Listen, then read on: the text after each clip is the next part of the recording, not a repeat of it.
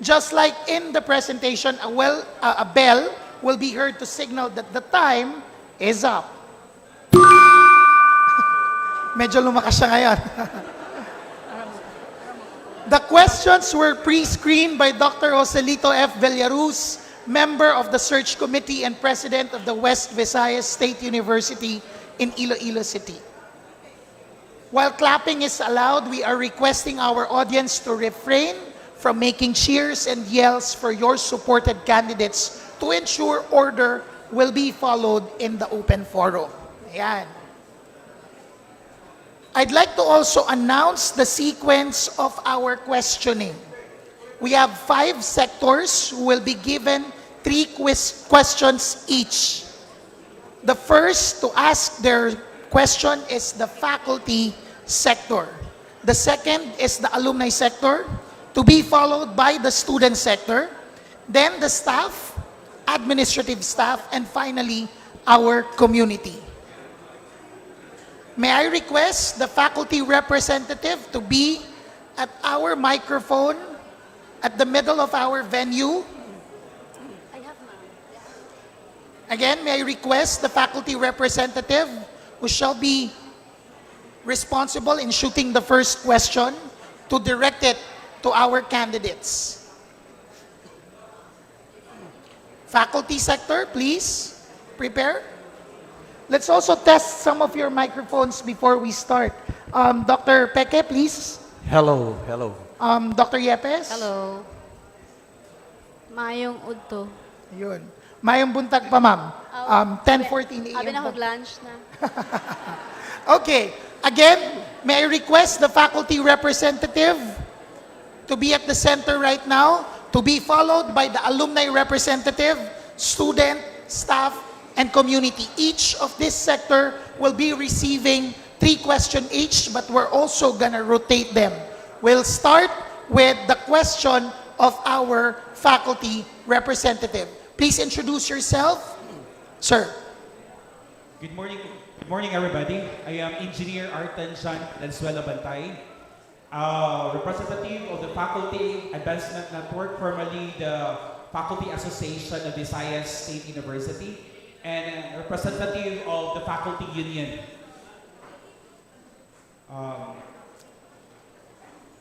As a representative of the Faculty Association, that as we continuously work for what is best for VSU, the faculty members ensure that we prepare for what is best to the university, especially to our beloved students. But we cannot give what is best when we are burdened with inadequate classroom facilities, outdated classroom owing to decrepit walls and shattered windows, inefficient technological hardware in the classroom, unhygienic cafeteria and toilets, excessive numbers of students in the classrooms, and unsafe water for drinking and lack of water supply in our Vita campuses. If you will be the next VSU president, how will you going to address these concerns? We start with Dr. Peke. Good morning, everyone. Provision of adequate facilities, including classrooms and other spaces, should be the priority of the administration. We have to maximize our income-generating activities, because if we are to depend so much on the funding that we have, we would have difficulty getting the facilities that we needed in the university. We have to plan everything. The colleges should talk with the planning office, because what happened now is that we offer several programs and it's not matched by additional classrooms. And so therefore, it's important that all of these facilities should be provided. And we can also engage with PPP as provided by the VSU Charter. We can ask for private individuals to support construction of dormitories, for example, so that we will have dormitories in the university. And on water, we know that we have a problem with our water. In fact, even in our department, there is not enough supply. And so we have to go back to the field and assess the springs that provides water in the different units of the university. We have to construct new reservoirs, and we have to repair leaking pipes. We have to retrofit our water system so that our water would be potable and would be safe for everyone. Okay, the current administration has a pending program on classrooms, and you know this because it was shared to us by the current administration. We will continue. We will support this one. We ask help from everyone so that we get funding. Time is Thank up, you. sir. Now we go to Dr. Yepes, please. Good morning once again. If I'll be given the chance to be the 7th president of VSU, first that I would do will be to create teams or TWGs to conduct inventory in all aspects of the university, and that after the data are available, because data are really essential for planning and decision making. So once the data are there, then we will have the plans. No? For example, what will be the priorities of the university? If, for example, the rehabilitation of the classrooms, upgrading of facilities, research equipment, housing and all, then we will put in adequate resources for the top priorities of the university. We will, of course, the concerns of the university will be classified into short-term, medium, and long-term priorities and plans of the university.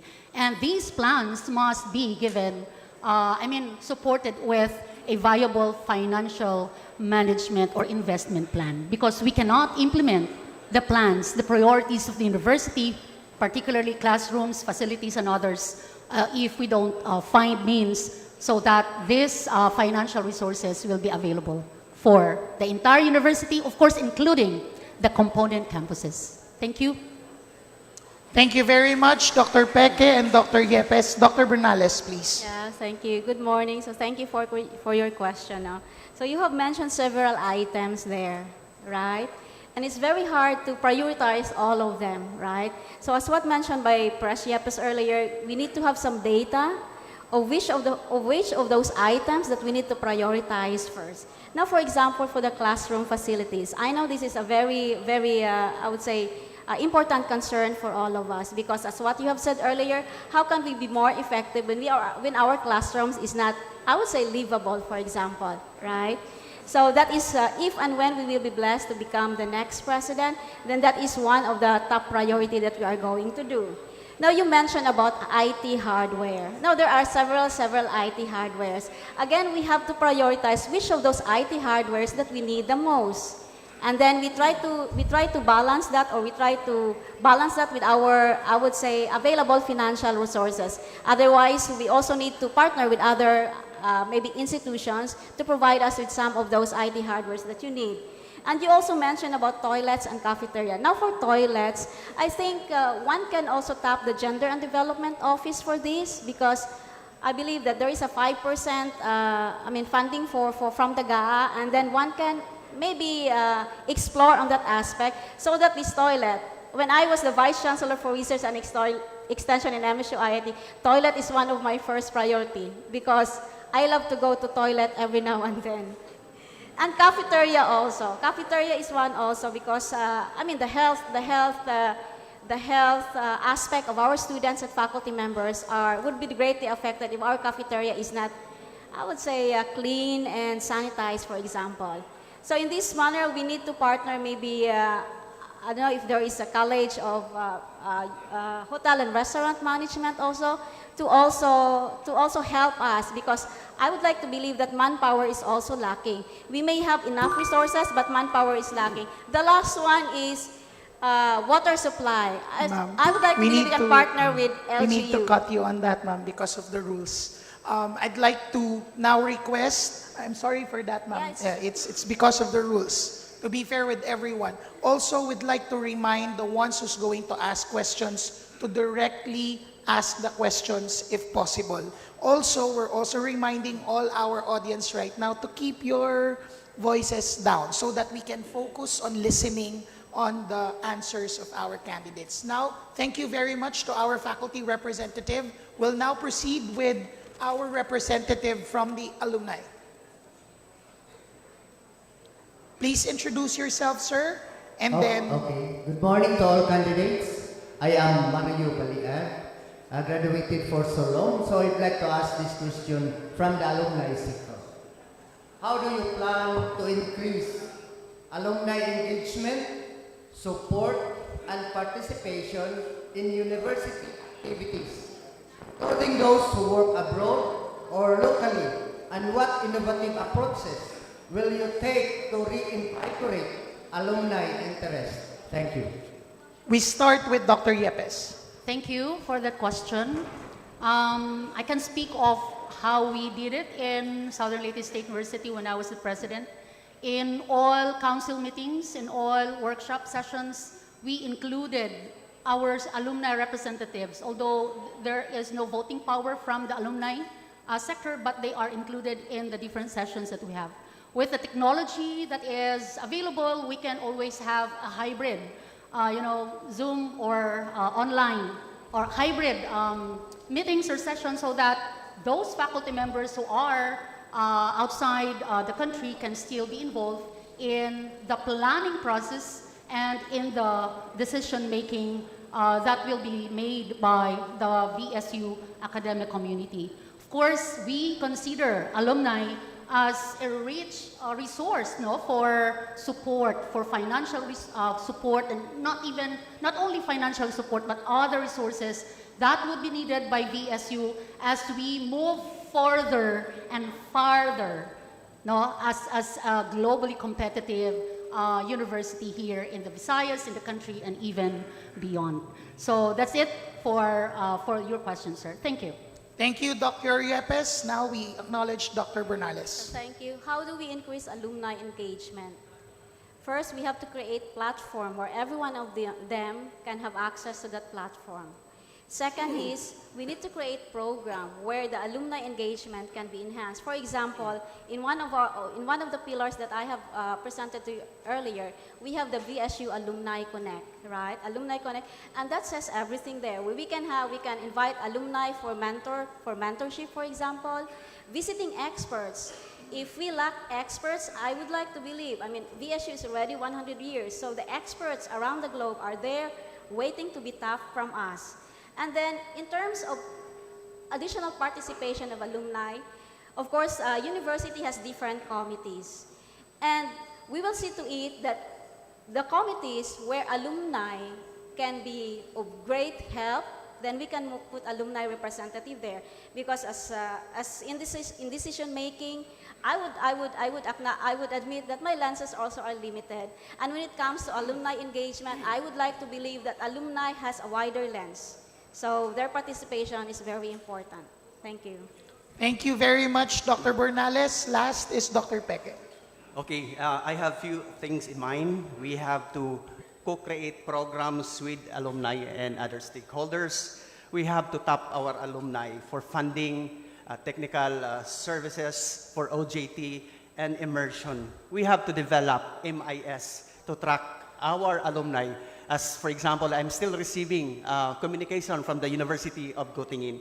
And so we have to do this with ACTRO and in partnership with the registrar. We have to organize alumni associations in the different units of the university. We have to involve alumni in planning for curricular offering and programs and other projects in the university. We do not just call the alumni during anniversaries. We have to be with the alumni all throughout because they are important component of the university, because they are stakeholders and they can provide guidance to us in the university. Thank you. Thank you very much, Dr. Peke. Now we acknowledge the representative of our students to ask their first question. In the interest of time, may we request our sectoral representatives to be seated near the microphone so that we can proceed immediately. Please introduce yourself. So good morning everyone, I am Sani M. Dumpa Jr., a second year biology student. So hearing all those sentiments that has been said, I can say that this is a collective sentiment, not just from the students, but also from the faculties as well, especially from on the part of the facilities. My question is, how will you champion the interests and the needs of the student body in general? What are the specific actions and initiatives that you will undertake to advance them? And lastly, what kind of president will you be? And how will you empower and mobilize students in their concerns? Excuse me, there are many questions right there. There are many questions right there. Let's prioritize because that's part of the, one question first because your sector is given 3. One particular question, please. What kind of president will you be, and what kind of president will you be that you will be able to undertake and empower and mobilize the students in their concerns? Dr. Bernales. So, the kind of president that I would be to the students, I would be approachable. I love mentoring students. I love teaching students. I would say that if cats have 9 lives, professors have more than 9 lives, because every semester is something that we can give a lifetime experience to our students, and that's something that we can do. So in empowering our students, we also need to empower our faculty members. And I think that's the first step. And then on the other side of the coin, we also need to create programs where students can actively engage and they can collaborate. VSU has 5 campuses, and each of these 5 campuses should also talk with each other, the different leaders of the student organizations. And not only that the ideas would always come from the president, it should also come from the students, because you are the one who are on the ground. Then I wouldn't say that my ideas are better than your ideas because I am the president if and when we will be blessed to be the next president. I would like to believe that you also have, I would say, better ideas than mine because you are on the ground and we have a generation gap. My generation, maybe this is the best thing to do, but your generation, you have also better lens than I am. So in a way, one thing that I am thinking also is I will have formulate or organize an activity where all the student leaders would have this kind of boot camp. This kind of giving pep talk, and maybe we can invite alumni, for example, to encourage you to be a better or to be the best VSU alumni that one can produce, and that you can connect when you go outside VSU. So more things to come, and for now, after lunch, I can give more answers. Thank you, Dr. Bernales. Dr. Peke. Sir. Okay. I think we need to provide opportunities to our students to excel, not only in academics, but also in extracurricular activities. And we can do this. We have to talk. You have your representative. I am open to any discussion as how you could participate in the crafting of our plans in the university. I talk about mobility, student mobility. We can also do that.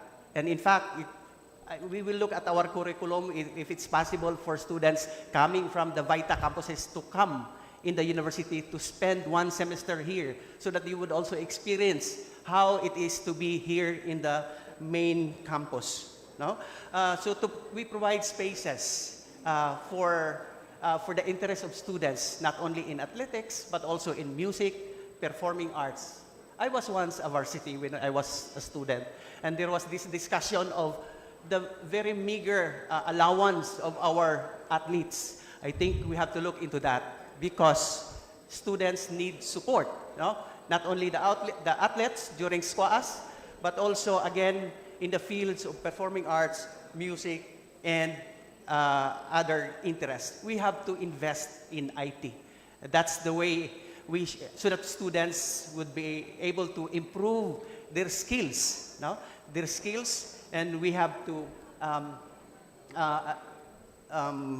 purchase software and subscription as well to journals so that the research skills of our students will be improved. Thank you.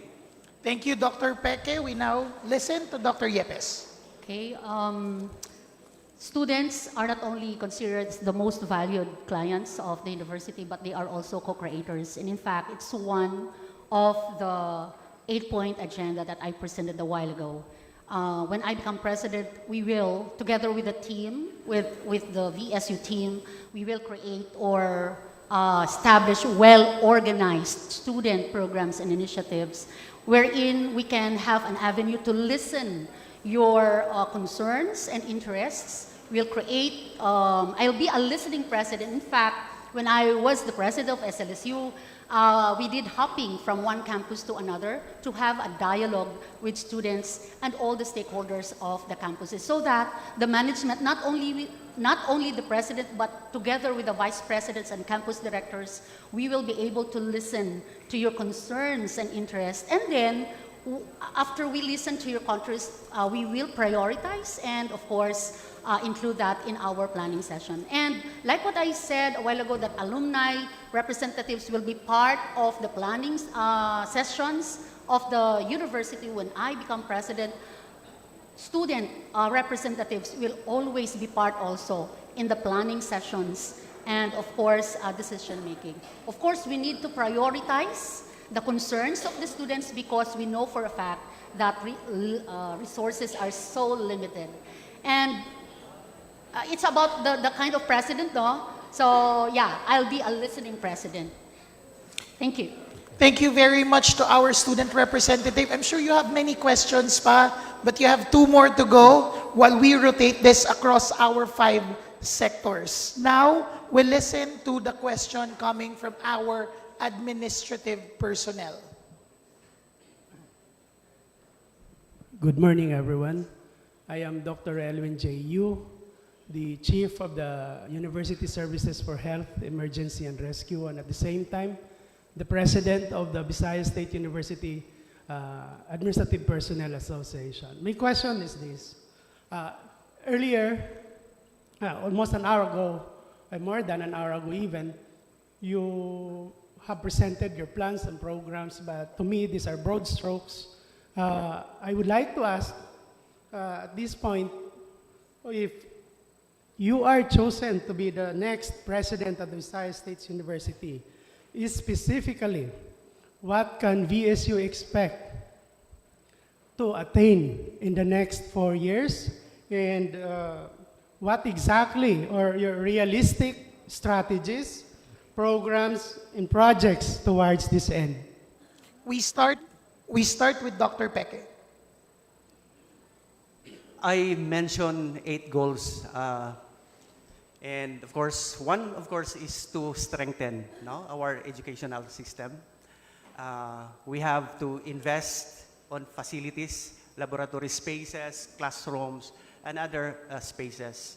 And of course, this is difficult because of limited funding provided by the government. That's why I said earlier that we have to engage with private PPP through BOT perhaps, so that we will be able to have facilities such as classrooms.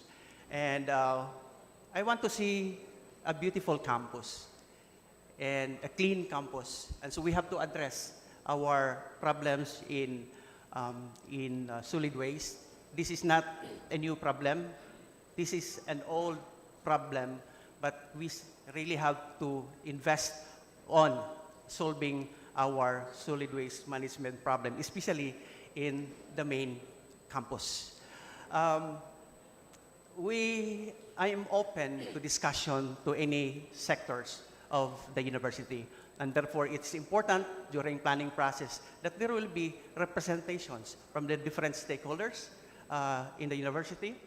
I mentioned about reducing carbon footprint, okay? We have to strictly implement our policy. There were policies already implemented even during the time of Dr. Milan until Dr. Bacosmo, Dr. Tulin, but still we were not able to implement properly single-use plastic policy. We have to reduce our plastic.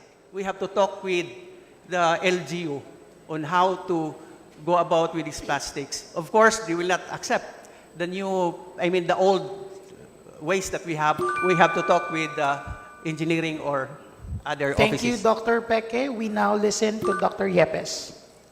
If we fail to plan, then we plan to fail. So the first thing that the management will do, if I'll be given a chance, is to do scenario-based strategic planning using futures thinking lenses and foresight tools. That will involve all the representatives or all stakeholders, of course, representatives from all stakeholders.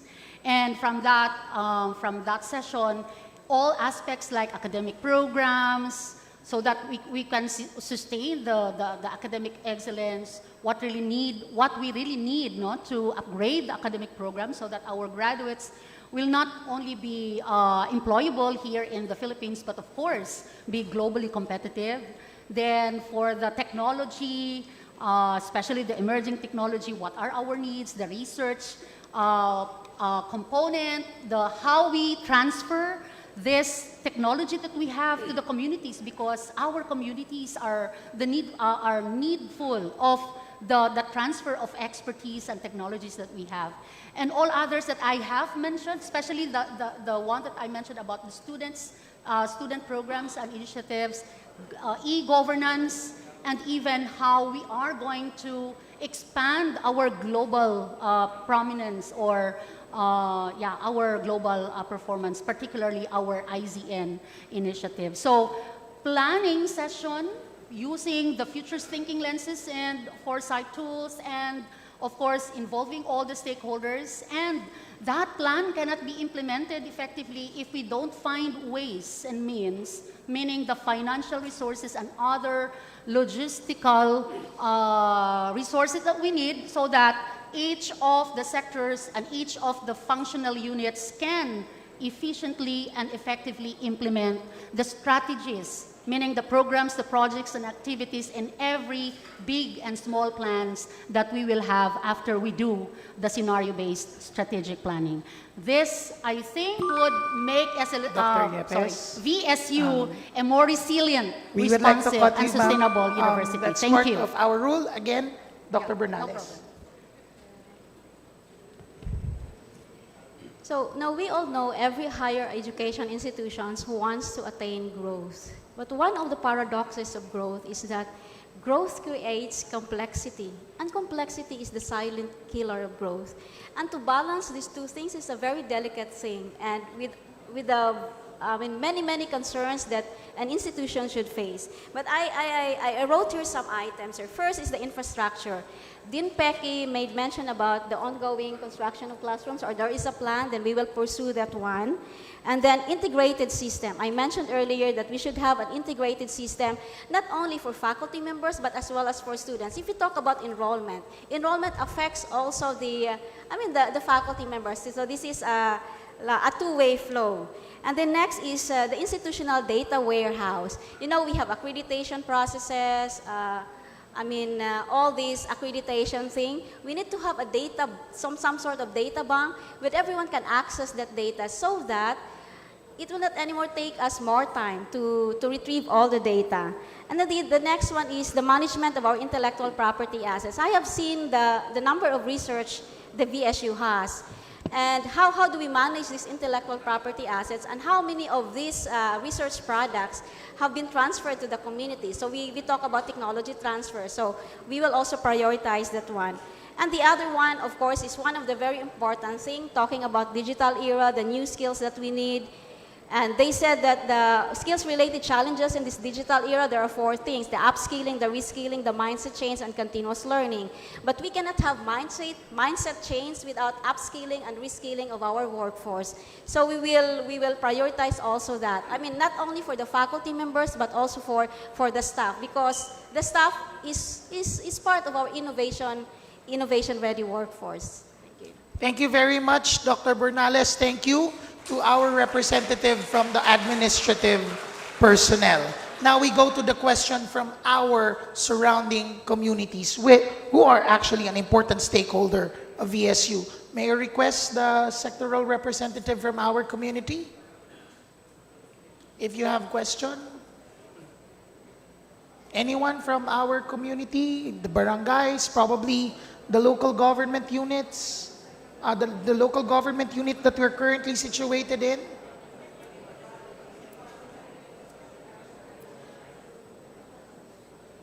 Okay. All right. Yes, please.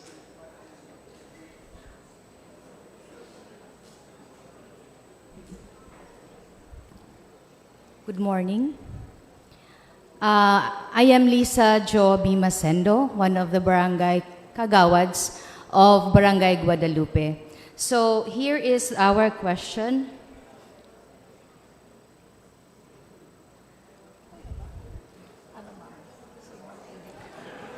I'm sorry. Wait. Okay. Don't worry. We're gonna give time to you on that. But Okay. on the next round, you have to prepare your questions so that we can move forward with the other sectors immediately. Okay, I'm sorry for that. If you will become one of or the 7th president of Visayas State University, what beneficial projects can you extend to the barangays who currently maintaining large numbers of students residing, especially in our barangay in Guadalupe? During first semester, our population increased up to 150%. And in this regard, garbages also increased. The water from the Baybay Water District slowly, it's getting slower and slower. And also with regards to the students not following our ordinance in regards to the curfew hours that we have in the barangay. That is one of the problems that we have. Okay, well, ask that question to Dr. Yepes, please. Thank you. Thank you. Okay, Again, minimize the voice, please. Let's listen. I think there has to be a good relationship between the university campuses with the communities surrounding the community, the component campuses. And we need to also have an inventory of your needs, and interests, so that we will know how to help the barangays. Now, as to the discipline, solid waste management, the university also needs, of course, we need to have the solution of the solid waste management practices here in the university, but we can always have this, we can have this representation to the authorities in the city government, so that the city government and even our and other authorities or even alumni can help us fund whatever facilities that we need, so that the solid waste management practices in your barangay will be solved. So there will be kumbaga, we work hand in hand, so that the problem that you have now because of the ballooning student population in your community or in your barangay will be resolved. So again, from time to time, whatever plans that we have, we will consult. The VSU management will always have these consultative activities with the LGU officials, especially those who are surrounding in the component campus, not only in the main campus, but other campuses as well. Thank you. Thank you very much, Dr. Yepes. We'll listen to Dr. Bernales, please. Thank you. To have a more concrete and more cohesive partnership with the community, the university must create an institutionalized program wherein it's not only a one-time approach to the community, like we go there this week, but after 1 week or what, no more. So in my concept paper, we put the research and researchers for the community. The intention there is to partner the faculty members and students to your community, and those researchers, faculty or students, will be the one to profile the problems that you have. And then if it's waste management, then maybe it can be done with the College of Engineering and other departments. If it is like curfew thing or what, it's more on the mindset or more on the attitude. Maybe the social sciences can do that. And then, of course, in partnership with other institutions like the LGU, as mentioned by Pres Yepes earlier. So I would like to pursue that research and researchers for the community. And the other one is, it's not only the students. We will also look at the unemployed mothers, for example. So I think the unemployed mothers there, they have already this business idea thing. So that's why I put there social entrepreneurship for women. That is the intention there, to have like cemented our partnership with the community. It's not like a one-time approach, but like we will create a sustainable series of advantages through that program. So it's a continuous process. It's a continuous process. The collaboration is a continuous process, and what you feed to us is something also that we can maybe suggest or do some innovations. So that's it. Thank you. Thank you, Dr. Bernales. Now we'll listen to Dr. Peke. Okay, so the issue is on the increasing number of students in the barangays, and also on issue of peace and order. Well, please be informed that there is already an initiative by the university on conducting inventory of dormitories in the neighboring barangays. We have this data, and it was conducted by USO, and in fact, there is also an initiative by the Geodetic Engineering Department on this one. So there is a data on this. And so the other is probably you should invite us to set in your meetings, in the council meetings, and share to us your concerns. It's good that you open this up now so that we are aware, we become aware of what your problems are in your respective, in your barangays.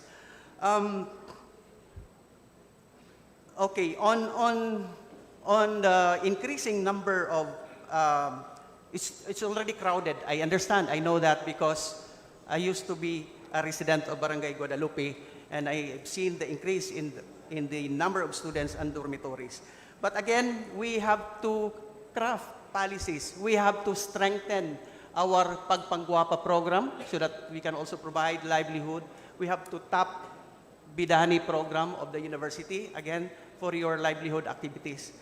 Overall, I think it's more of, talking, sharing your problems with us, because we do not know, although we've seen some of your problems, but we do not know exactly what your problems are. That's why invite us in your council meeting in your barangay. Thank you. Thank you very much, Dr. Peke. Thank you to our representative from our community.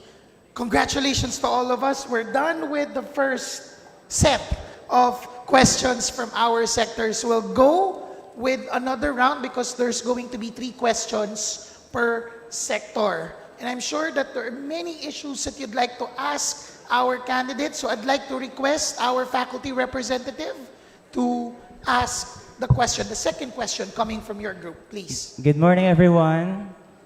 I'm Leo Mamolo, a faculty member and the OIC president of our faculty association. VSU continuously promotes the Sustainable Development Goal of the United Nations, which is to ensure inclusive and equitable quality education and promote lifelong learning opportunities for all. However, there are no current policies, learning facilities, and faculty available to assist enrolled students with special needs. Another is that faculty members have been experiencing an overwhelming volume of work on top of our instructional responsibilities. May pa-AACO pa, may pa-ISO, may pa-QS Star, may pa-department level, college level, and university level tasks. And worth noting, a 5-minute late in our biometrics is a salary or leave deduction, while a 2-hour overtime is a thank you. What are your concrete plans for these? We start with Dr. Bernales. Again, we'll settle down first before we listen and time in the clock. Yeah. So for students with special needs, for example, I think we have like a student manual, for example. One can produce that where the students with special needs already articulated there what offices do they need to go, where to go, and this will be in partnership with Gender and Development Office. The other one is academic workload. In one of my slides earlier, we talk about academic workload. So we will review the academic workload. I mean, the minimum academic workload for each faculty that they have. I mean, they have to take, because if there are other extracurricular activities and then we miss the basic responsibilities that we are supposed to do, then we are not faithfully doing our tri-function, the research, extension, and instruction. So we try to balance that. And I would like to believe that this overburden thing is also due to the lack of manpower. That's why we put in our concept paper that we will also aggressively seek funding for sources to hire additional manpower to also partly address that issue. Now, this biometric thing. We know that as faculty members, we have 3 functions: research, extension, and instruction. And what is reflected in the biometric or faculty daily time record are just the contact hours, the 8 hours. You're right. How can we reflect there the days and hours that we have devoted writing research proposals during weekend, preparing lessons even before breakfast or after dinner, so that our students would have like, we can have a more innovative approach. So that's the first one. The second one is, if we talk about internationalization of processes, it's not only talk about like the research products or extension products or our competence in academics, because processes would hinder us to propel our growth, right? So let's also try to look at institutions outside the Philippines or maybe in the Philippines. Thank you, And- Dr. Bernales. Okay. Thank you, ma'am. This is a very difficult situation for me because I get to cut the presidentiables. Now, I'll go to Dr. Peke, please. I'll focus on 3 things: biometrics, overload, and accreditation. Well, if it's allowed by CEC that we have to stop the biometrics, then we will do it. Because before we enjoyed using CSR. So as long as it's legal to do it, then we will stop using biometrics. On overload, there are, we provide, no? There is overload pay, and I think we shall also review, because actually our faculty handbook is not May I yet request the updated. audience to please. And so therefore, we can look at the minimum, the requirements in there. We cannot just easily say that the workload now for each faculty should be 12 units. We have to look at our approved faculty manual, because that is the basis for our decision. And for accreditation, we are not doing this just for fun. Accreditation like ISA, ISO is important for our ranking, for SUC leveling, for funding, and maybe for PBB. And therefore, we have to look at which accreditations we should pursue or we should continue, okay? Because there are a lot of accreditations. Which of these accreditations are useful for the improvement of the university, for the improvement of the faculty of the university? Thank you. Thank you very much, Dr. Peke. Again, may we remind our audience to lower your voice while reacting to the answers of our candidates. Dr. Yepes, please. Okay. In order for VSU to be a significant contributor to the attainment of the SDGs of the United Nations, dapat VSU must promote inclusivity.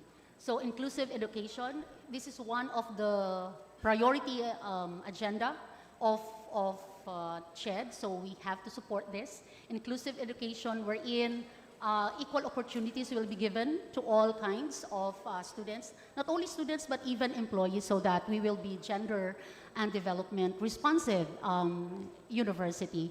And also inclusive education.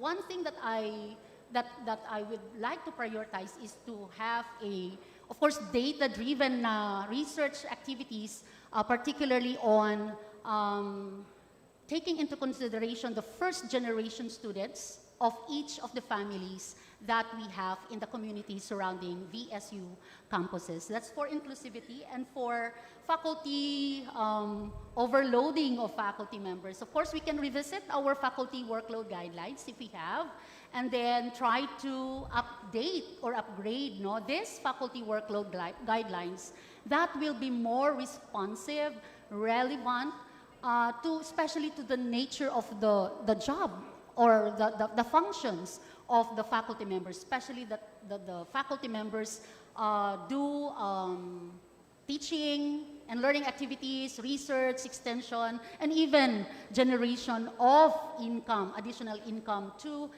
support the different activities of the university. And I think we need to harness or maximize the potential of the IGPs of the university and earn more income so we can hire more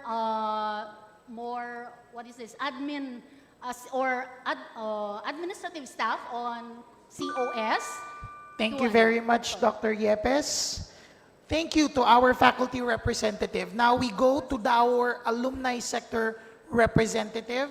Please ask your question. We'll start with Dr. Peke in this round. Good morning, everyone. I am Laarni Mazo, a representative from the alumni sector. What do you envision for alumni in shaping the university's strategic direction and priorities, particularly in areas that align with their expertise and interests? Dr. Peke? Okay, I would like to reiterate my answer earlier that we have to co-create programs together with our alumni and other stakeholders in the university. We have to tap our alumni because there are a lot of alumni experts, not only locally but also even holding positions abroad in universities. So they can be of help to us in developing our curricular programs and plans. We have to continually communicate with our alumni, because you are part of the university. And so therefore, your voice is important in our plans, okay? You can even provide us support in constructing new facilities in the university. Thank you very much. Thank you, Dr. Peke. Now we listen to Dr. Yepes. I think our alumni, especially not only those who are in the country but beyond the country, can help us in upgrading our academic programs so that our academic programs will be responsive to the demands of the global workforce. And we can also continue incapacitating our faculty members, not only, and also our students in their research capability, because I know that VSU's talents are all over the world, and we can harness their potential through the Balik Scientist program. When I was a student, most of our mentors were Balik scientists. So we can also harness that and maximize that potential or avenue. And then, not only for financial resources, but of course, like what I said, in the planning sessions that we'll have, the alumni sector will always be there to help us make a good and effective plan for the VSU, for the entire VSU system. Thank you. Thank you, Dr. Yepes. Now, for the last answer is coming from Dr. Bernales. So how can we maximize or strengthen the engagement with alumni? So as what I have mentioned earlier, is we need to create platform where they can actively engage. For example, we have this Alumni Connect that I presented earlier. So what I'm thinking is that we have research, instruction, extension, and innovation. So we can maximize this expertise to contribute on these areas. And we can have like a visiting experts or professorship program where they can mentor also our graduate students and undergraduate students. And another one is, of course, in terms of funding also, we create like, how can they can engage actively even without, giving lectures or what. So they can also like provide fundings. It's up for them what are their priorities, whether in research, extension, and instruction. So I am thinking of like institutionalizing or formulating a platform for that, where they can also channel their I would say financial resources a bit through the alumni office, such that, for example, when the university needs something like in research, so the alumni can decide, okay, we can fund this type of project if it's aligned with the alumni priorities. When it comes to instruction, for example, we talk about the lack of IT hardware, then we can also partner with the alumni office if the provision of IT hardware is also aligned to their I would say advocacy, for example. So there are oodles of ways that we can explore, but we need I would say a concrete a more cohesive collaboration between the university and the alumni, so we can put together all our good ideas and prioritize which of those good ideas we need to implement first. Thank you very much, Dr. Bernales. Now, we'll listen again to our student representative for them to ask their question.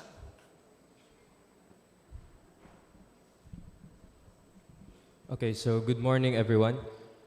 For so many years, we have labeled this prestigious and grand university as a globally competitive university.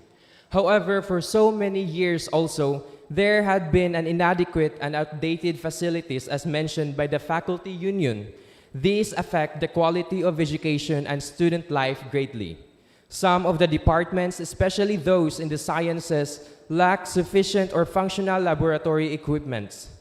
Many of the classrooms and dormitories are poorly ventilated, overcrowded, or dilapidated beyond repair.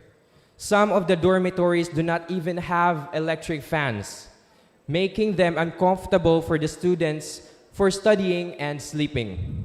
There is also an evident bias or unequal distribution or allocation of facilities throughout the university. For context, in my own context as a biology student, our laboratory microscopes are like humans in the sense that they also have cataracts in them, making us unable to see the specimens. The DAL and the DPSS, formerly known as D-Labs, which hold the most number of students, as all students undergo courses under these departments, yet their classrooms are never enough to accommodate their students. Also, while other classrooms are fully air-conditioned, some have little to no proper ventilation at all. These problems have persisted for a very long time with little progress or improvement. How will you assure us that these issues will be addressed with utmost urgency and importance during your presidency, while also balancing the need to accommodate and growing numbers of students with the need to provide adequate and conducive learning and living environments for them? Thank you very much. We ask this question first to Dr. Yepes. Again, like what I said a while ago, we need to create teams to conduct inventory, which of the facilities of the university system, including all the component campuses, need rehabilitation, upgrading, and all. And then these will be part of our planning sessions. Again, the students will be part of the planning session so that your needs and interests will be given premium by the top management.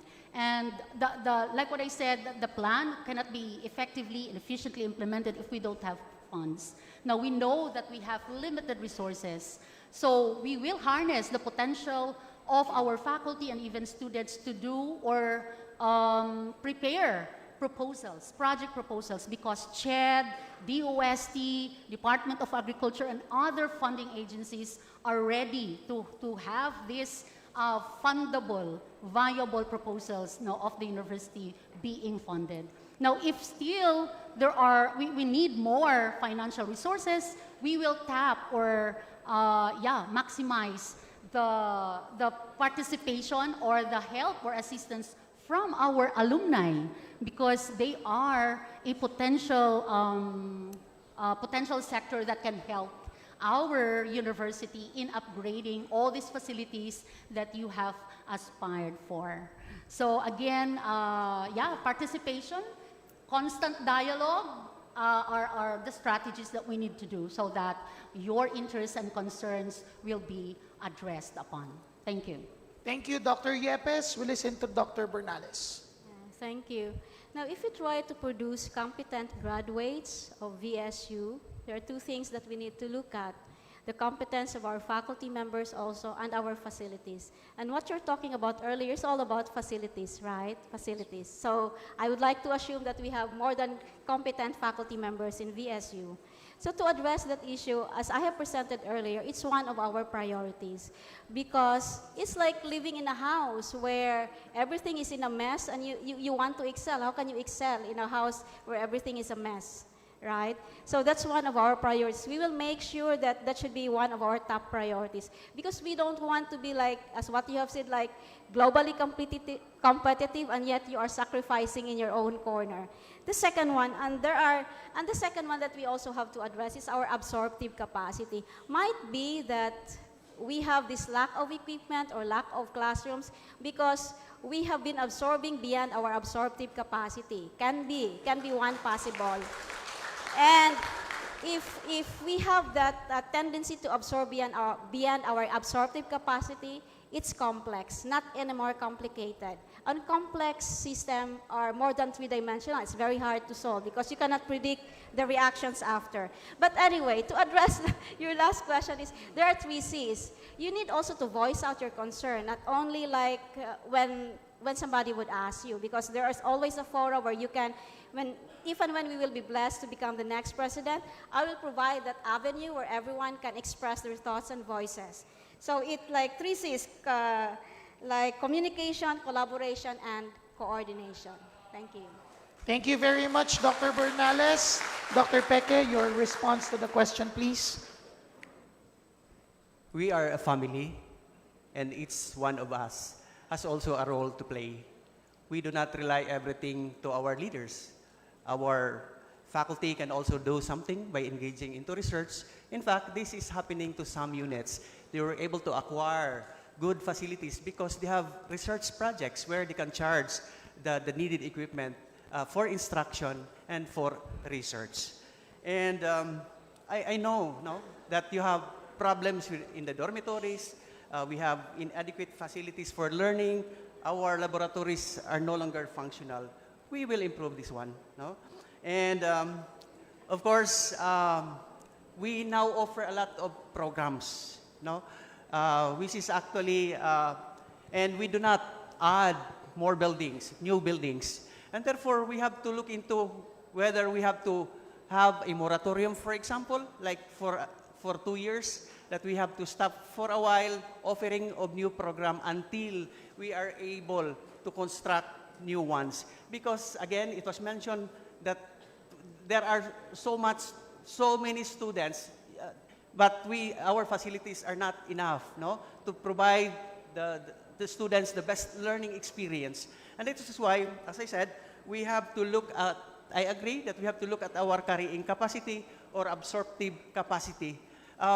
That's why in the discussion, in the OWADCO, we are only limiting our students to 14,000 because for us to qualify for a medium university. In the discussion of how many to be admitted in the next school year, we reduce the numbers because we cannot really provide the necessary facilities. The other is, there are other facilities in the university which are not or were not maximally or optimally utilized. All right. Thank you very much, Dr. Peke, and thank you to our student representative. Now we proceed with the question of our sectoral representative from our administrative staff. The first one to answer this is Dr. Bernales. Then we'll rotate again. Good morning once again. The university has experienced a number of personnel-related issues. Among others, delay in the hiring process, especially with the number of new positions received with the implementation of the ROS, issues of uncompleted HRIS, problems with faculty whose appointment could not be renewed due to failure to complete their master's degree, in complaints about anti-faculty and BC policies. If you are the president or the next president at the Visayas State University, how would you try to solve these pressing personnel problems in the university? Very hard to solve. It's more than complex. But anyway, because every time there is a problem, we might look at like if there is always a corresponding like funding requirement to solve a problem. But in your case, like you talk about, finishing, unable to finish a degree. So something that we have to create a dialogue for that because ano yung sinay nila sa contract nila? So ano yung mga items na are they reflected in their contract? So we have to look at that, and that involves legal office would also come in on that. And of course, the Office of the Vice President for Academic Affairs. Because if there are rules and regulations that have already been set and were not followed, then we'll try to find a better way to solve that problem. Might be that they have missed out or what. The second one is any personal issues, the payrolls or something, delayed payrolls for something. Now, that's why I was proposing an integrated system where, everyone is already being aware that if this is the type of problem, you go to HR, and the HR should facilitate. It's not that, and then the other one also is, this information, something where every faculty members have already reflected in their accounts I would say their responsibility, if they have MREs, for example, so this already reflected in their account. So going back to your concern earlier, it's a kind of process, and it involves several dialogues to really find what is the most effective and strategic solutions for that. I cannot give a direct answer for now because I need to dig in or to the profile and how are those problems, what are the roots of those problems. Thank you, Dr. Bernales. We rotated to Dr. Peke. On issues related to NBC or JC3, it's a policy of CHED. And Dr. Moyong is here from OICAG. He can help us. We can talk through PASOK on how we could improve our guideline in the faculty reclassification. Sir Alhibi is here. He can also help us on problems related to reclassification. On the incomplete HRIS, we have to continue provide funds for this so that it will become functional and glitch-free. And in terms of the delay on hiring, we have a committee in the university. We have the non-academic personnel board.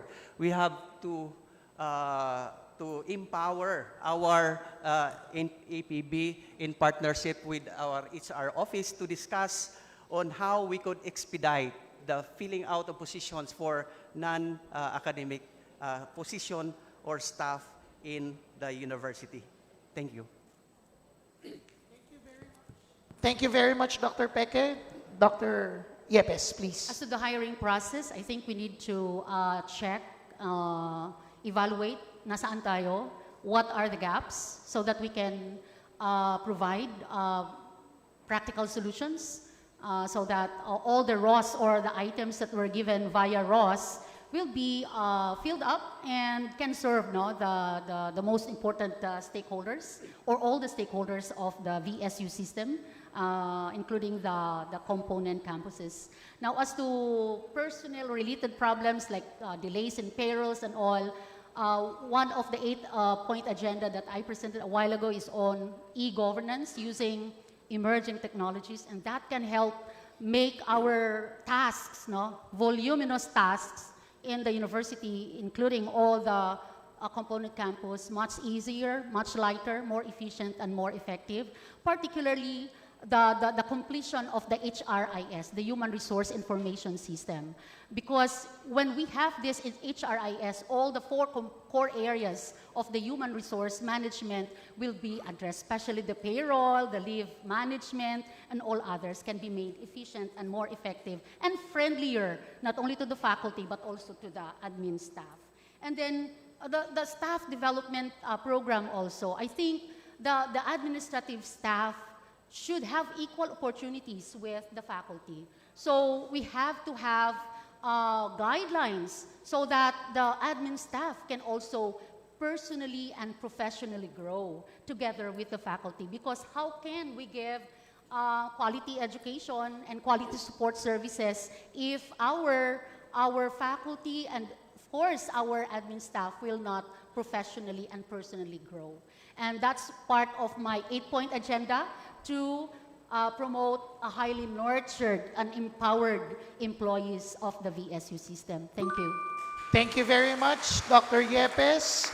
Now we'll listen to the second question coming from our sectoral representative from our surrounding communities. Again, in the interest of time, please go to the microphone immediately. Do we have questions from our neighboring barangays in our community? Or do we waive this? We proceed with the question of the faculty. Okay. We now proceed with the question coming from the faculty representative. Hello. Good morning. I'm Engineer John Alan Gulyas from the Department of Civil Engineering, and this question is coming from the Faculty Union. Just a disclaimer, VSU has a lot of great minds, so we think we are all good in all areas, but our decisions somehow compromise almost all of us. You are all been serving in the university as administrators, and soon, if chosen as a university president, you will then have equal shares of recognition and critiques. How would you protect your integrity as the chief steward from those individuals who might attempt to corrupt your governance? How would you respond to such instance? We start with Dr. Peke. Okay. So it's normal in any organization that there are those who are happy and also sad with your decisions. And so for those who are against your plans and programs in the university, I have to talk to you or to the group, no? And because I know the concerns that you are raising or that you will be raising are valid. We have to work together, not as an independent, different units, but as one unit, as one university. I mentioned earlier that the success of the administration is not the success of the president or those in the top, but it's also the success of the whole university. We are not here to offer ourselves as your president, but we are here to help VSU, to help the future of VSU so that we can make difference in our communities and in our society. Thank you. Thank you, Dr. Peke. Now we listen to Dr. Yepes. Okay, one of my mantras is actually, of course, good governance and giving premium to transparency and accountability. And if, for example, I mean, public criticism will be lessened actually if there is a constant dialogue, constant consultative sessions with all the stakeholders so that whatever your needs and interests will be, it will be, of course, we know because of the limited resources we cannot address all, but at least we can prioritize the top priorities, the concerns of top priority. And yeah, how can we protect us from possible corruption and all? I like what I said, integrity and honesty are one of my, as a leader. And if you are just consistent with all the decisions you make, I think those who will attempt to corrupt your system as a leader will not have that, will have no idea or will not pursue with that plan to, to what is this, to deal with, corrupt practices. So I think constant dialogue is really an answer to all our problems. Thank you. Dr. Bernales, please. Okay, thank you. Now, public criticisms are just but natural, right? I mean, if there are no public criticisms, it's already a perfect world, and that's a violation of second law of thermodynamics. Physics. And, okay, so going back to your question, like public criticisms, now are just normal. But the question is, where are those public criticisms come from? Is it a legitimate citizen who do the public criticism or not? Because we have to be mindful of who are those persons and where are those public criticisms come from. Now the second question that you have is how do we protect ourselves?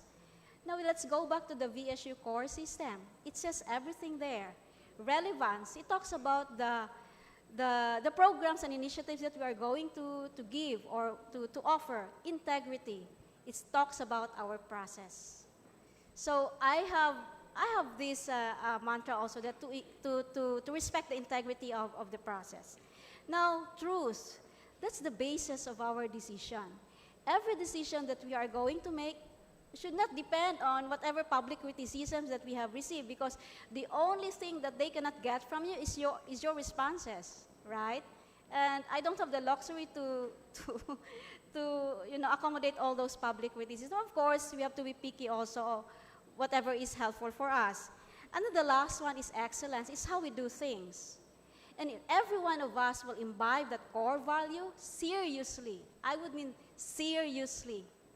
I don't think there are more public criticisms that would come, because public criticisms come from like, I don't know where the, not being able to communicate clearly, not being able to communicate clearly. And for me, if I were to choose between harmony and clarity, I would choose clarity, because harmony will follow if there is clarity.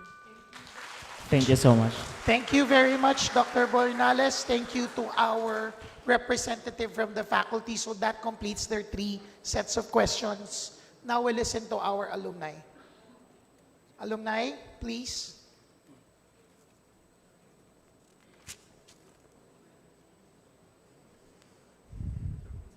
Good morning, everyone. I'm Oscar Pacas, the incumbent Vice President of the Alumni Association.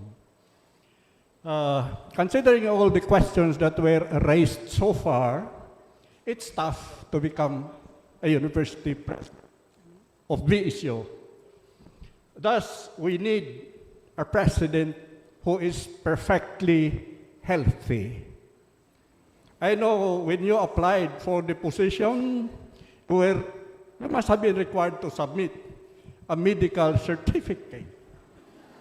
Is it possible for you guys to share with us your latest medical bulletin so that we alumni and the other members of the university will not worry and will be assured of sustained leadership? Thank you very much. We start with Dr. Yepes on that question. Thank you, Vice President Posas. Latest medical. Praise God, and by God's grace, I'm 54 years old, but I don't have maintenance yet. And I attribute that to a healthy lifestyle, food preferences, and all other lifestyle that will promote better health and well-being. Thank you. Thank you, Dr. Yepes. Dr. Bernales? I also don't have maintenance, medical maintenance, only Netflix only. And when it comes to sharing our, going back to your request, sir, sharing our, I would say, latest, that's easy. But the hardest part, if you ask our vital statistics, that cannot be shared. Dr. Peke, please. Hello. I have not undergone an executive checkup, but I think I am healthy. No? In fact, yesterday, I went to Barangay Health Center of Pangasugan. I had my blood sugar check. It was 92. My BP was 125/80, and my weight is 77. I jog, I squat, I do push-ups. Thank you. It's really nice to listen to some fun questions, no? And see the quirky side of our candidates. Now, we'll listen to the questions from our students.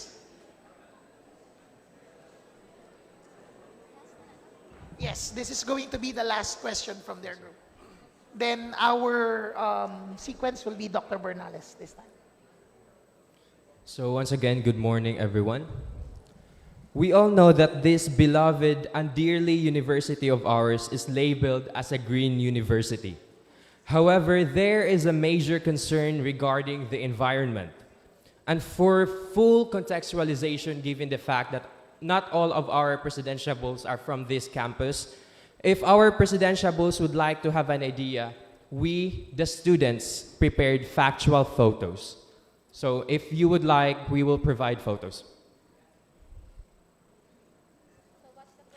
No, that's not part of the rules. Ask your question, please. Okay. That's not part of the rules. Okay. So as a student representative advocating for environmental stewardship, I would like to address the pressing environmental concerns within our institution. First, the current solid waste management practices at the VSU, particularly the presence of an open dump site within the university premises, is alarming. Because according to Republic Act number 9003, also known as the Ecological Solid Waste Management Act of 2000, expressly prohibits the establishment or operation of such dump sites. Therefore, the existence and operation of an open dump site at the Visayas State University is in direct violation of this law. Moreover, the proximity of the dump site to a nearby creek raises environmental concerns not just on this university but also to the world outside. Secondly, there have been reports that the potable water resources around the campus failed to meet the standards, posing health risks to the students who drink from these sources. Given the VSU's commitment to the environmental conservation and the welfare of its students, how do you intend to expeditiously address these concerns, including the closure and/or remediation of the illegal dump site, enhancement of solid waste management practices within the university, and ensuring the safe drinking water for students? Again, before we ask Dr. Bernales to answer that question, we stick with the rules. Dr. Bernales, please. Yeah, I will stick with the 2 minutes rule. So, okay, your question is, it's not a one-time, I would say, solution, because if it's illegal, then we have to close that. If it's illegal, we have to close that. And we have to coordinate with LGU, where we can locate, I would say, dump site, where all the material garbage here in the university, where we can, put there. The second one is on water. Of course, this is interconnected. If you talk about garbage, then the sewage, the water system can be affected. I would like to ask the help of your college, Dean Pique, Environmental Science. I think they are more expert on that to address this problem, because this is like a multidimensional problem.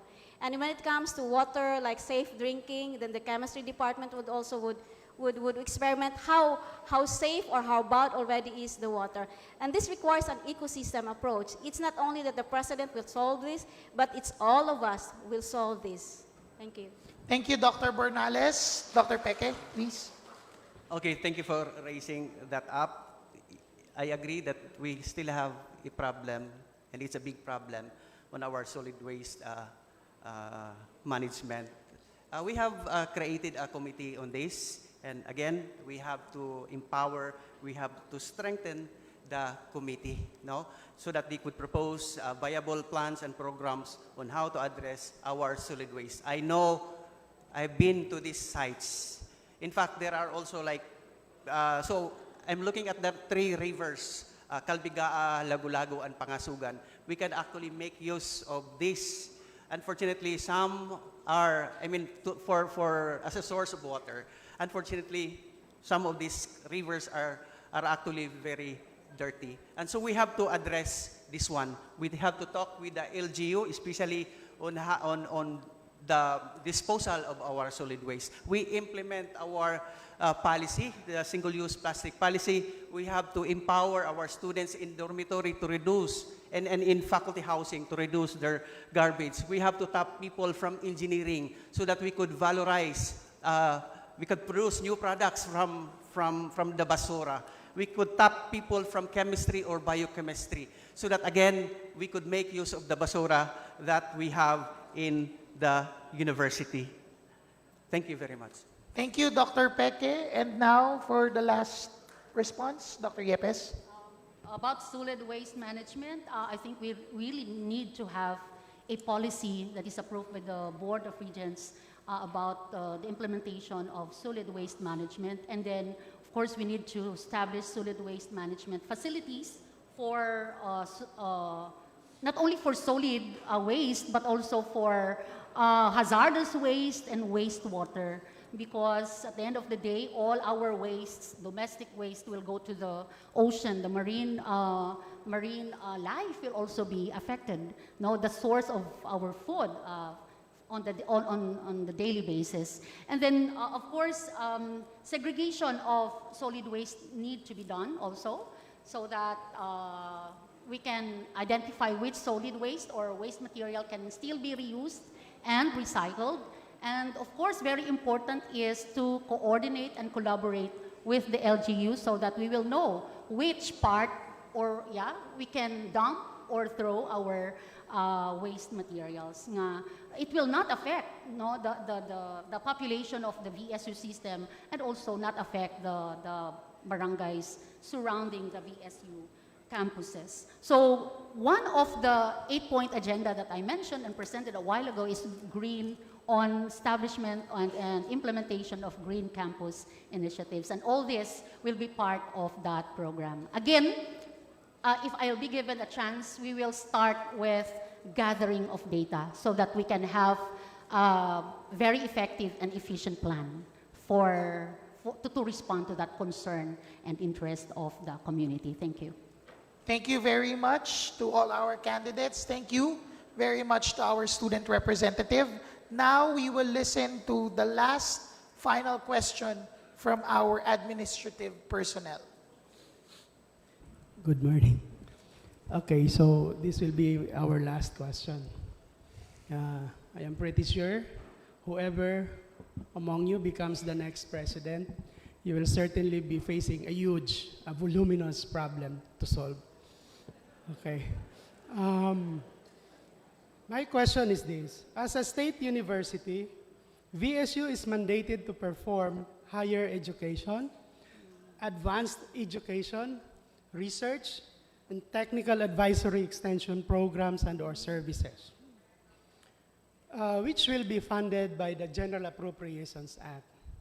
And this means that one of the candidates, whoever possesses any of this field or expertise, will be the best choice for the next VSU president. My question is this. From among these 4 programs or fields VSU is mandated to perform, where or which of those you can be considered an expert of, and how would it be to your advantage to the other candidates?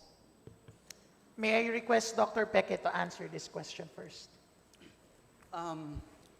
Well, I will start with research because I'm now acting as the OIC Vice President for Research and Extension. It's only through research that we will be able to get good funding. An example is our Project Tarsier, which is in partnership with University of San Coast. We are given 30 million Australian dollars for 6 years operation. And so this is a big project. And so we were able to develop our laboratories. We have our own laboratory at the College of Forestry and Environmental Science.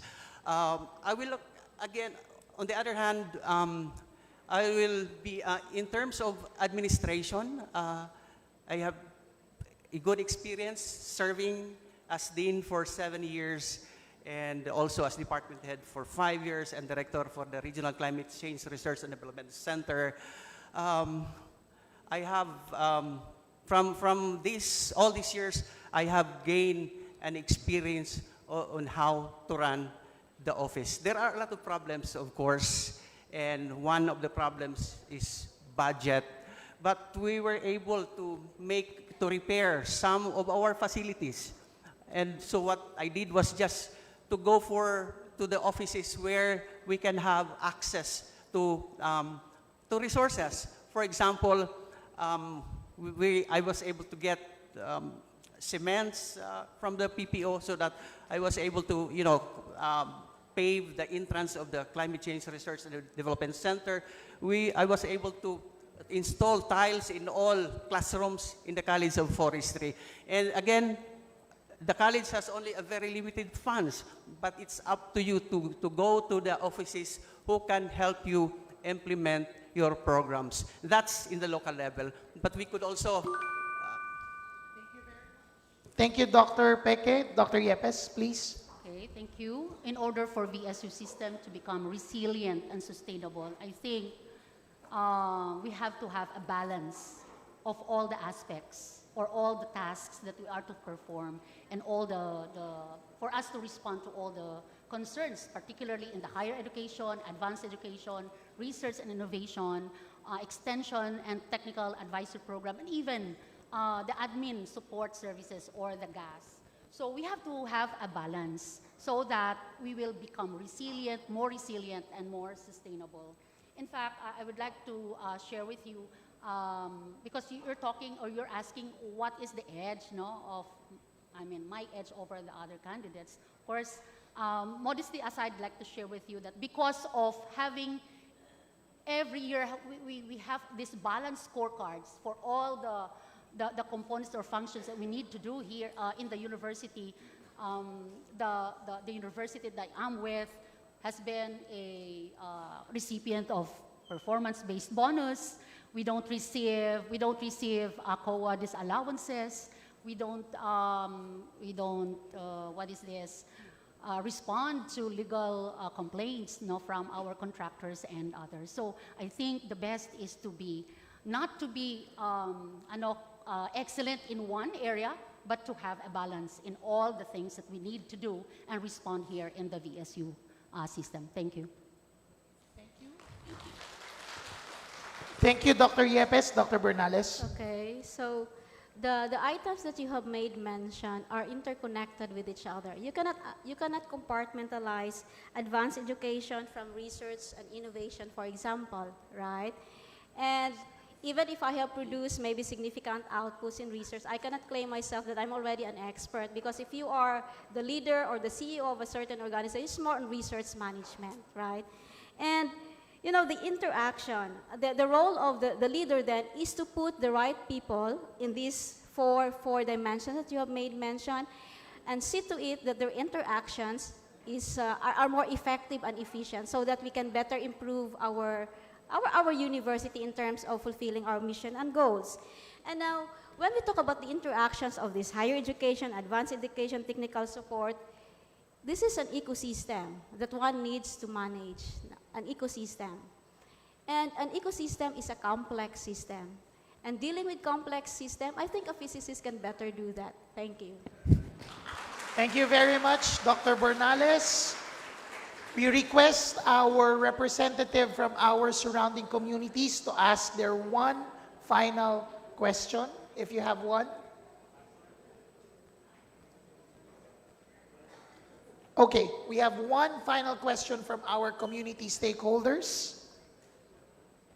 Good morning. My name is Francis. So, given the chance to be the president of the university, what possible programs are you going to prioritize to help improve the community having all the expertise? We start with Dr. Yepes. Again, it has to be data-driven. We will go to the communities and see what your needs are and interests are. And then we formulate or prepare programs, projects and activities that would improve the quality of life in the community surrounding the VSU campuses through research and even extension PPAs of the university. So it has to be need and demand driven. And match these needs and interests of the communities with the available talents and expertise that we have. And that's part of my, that in the 8-point agenda that I presented, that it's not only, we nurture and empower employees who are not only experts, but public service exemplars, helping the community improve the quality of life. Thank you. Thank you, Dr. Yepes. Dr. Bernales, for the last question. I think it's lunchtime, it's off. Anyway, so to answer your question, one of our pillars there is responsive community engagement. And one of the guideposts that we put there is research and researchers for the community. So the university, well, I'm thinking of internally funded research where the faculty can submit proposal to the office of the Vice President for Research and Innovation, and that proposal should have a partner community. And that team, the project team, for example, should look into what are the real needs of the community where they can be involved, where they can be actively engaged, and where they can produce significant, I would say, impact to the community. So in a way, I would say again that having an institutionalized program that directly addresses the needs of the community is something that we need to do. Thank you. Dr. Bernales, dagan kayong salamat. Dr. Peke? One of the functions of the university is extension, no? And so we have to strengthen our extension services, but I'm looking at livelihood because in all programs, even people's organizations fail because of livelihood opportunities, no? Of the members of people's organizations. There are people organizations that are being formed or organized in the different communities, but we fail to really provide sustainable livelihood to the communities. You are a recipient of Pagpangguapa program, and I think we can improve Pagpangguapa program. We have to also capacitate our people in the communities in the aspects of resiliency, climate resiliency, and also in developing programs or even related to governance in the barangay LGU. So these are the things that I'm looking at now: livelihood, capacity development, and strengthening our extension program in the communities near VSU. Thank you. We have spent 2 hours grilling our candidates. I'm sure that you still have personal questions that you'd like to ask, but rest assured that the